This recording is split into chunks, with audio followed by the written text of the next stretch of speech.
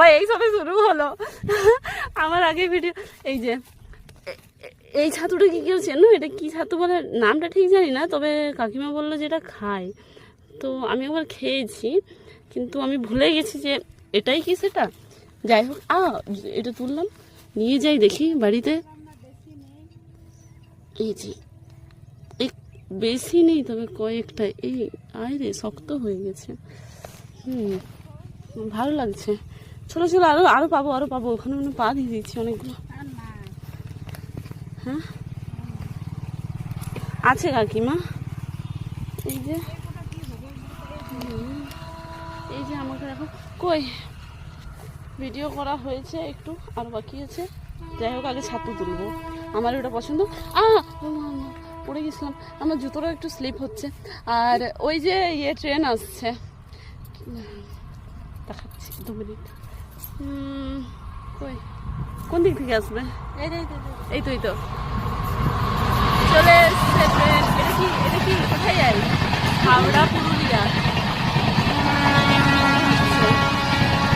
Ranchi Howrah express.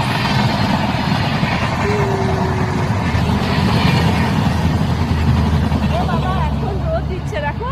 এতক্ষণ video করছিলাম তখন রোদ দেয়নি, আর ছাতু কুড়ানোর সময় রোদ দিচ্ছে। দাও আরো তুলি। গাইস, আমরা অনেক ছাতু পেয়েছি, কিন্তু কাকিমা আমাকে তুলতে দিচ্ছে না, নিজেই তুলছে। আমি তো তুলতে চাই। এইসব জিনিস আমার খুব পছন্দের। আসলে আমি যখন মাসি কই রে দেখাচ্ছি না, আগে যখন আমি মাসি বাড়ি যেতাম, ওখানে মানে সেই ক্ষেত টাইপের ছিল। আমাদের এখানে অতটা নেই, আমরা যেখানে থাকি। তো তাহলে আমার এই সব কোনো এক্সপিরিয়েন্স নেই।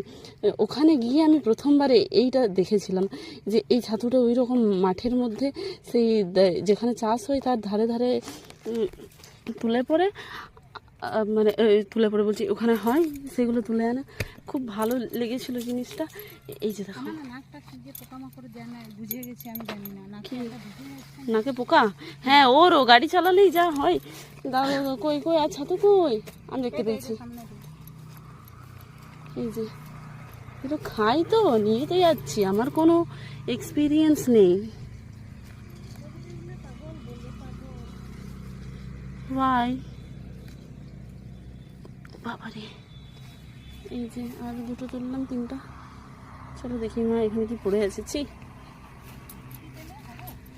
কি জানি, ওই রকম বলো না গো, ব্লগ করছি।